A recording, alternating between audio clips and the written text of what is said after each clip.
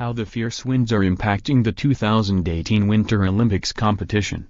PYEONGCHANG, South Korea. Fierce winds are taking their toll on the 2018 Winter Olympic Games, leading to postponements of competition and difficult conditions for some events that are continuing as scheduled.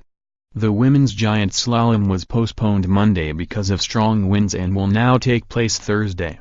The men's downhill was moved for the same reason on Sunday to Wednesday. The women's snowboard slopestyle went on as scheduled, but the winds wreaked havoc with only 5 of the 25 riders able to complete their first of 2 runs. The most important thing is the safety of the athletes, said Sung-kyu, spokesman for the PYEONGCHANG organizing committee. We are sure that we'll have all the competition.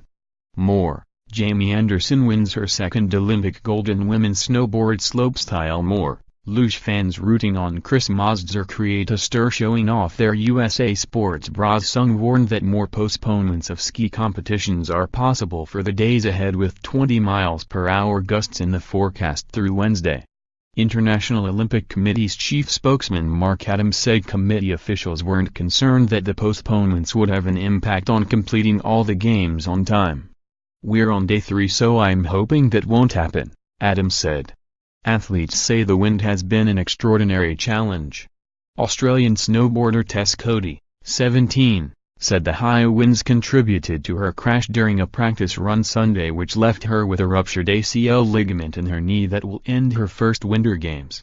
Well, Olympics came to a screeching halt today for me. Got picked up in the wind on the bottom jump in practice and my ACL was not a big fan, Coady wrote on Instagram. Max Parrott, the Canadian snowboarder who took silver in the slopestyle on Sunday, said the wind varied on each run. The wind was sometime a tailwind, so you'd go really far, sometimes front wind and you would knuckle, he said. You had to look at the flags on every jump. Coming up to takeoff, you had to have a very great feeling of your speed and knowing where you were landing.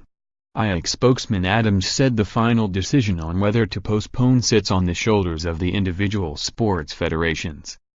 The federations know their athletes and know the kind of conditions they work in, he said. I can only assume they take all precautions necessary. The safety of the athletes is the #1 priority for us.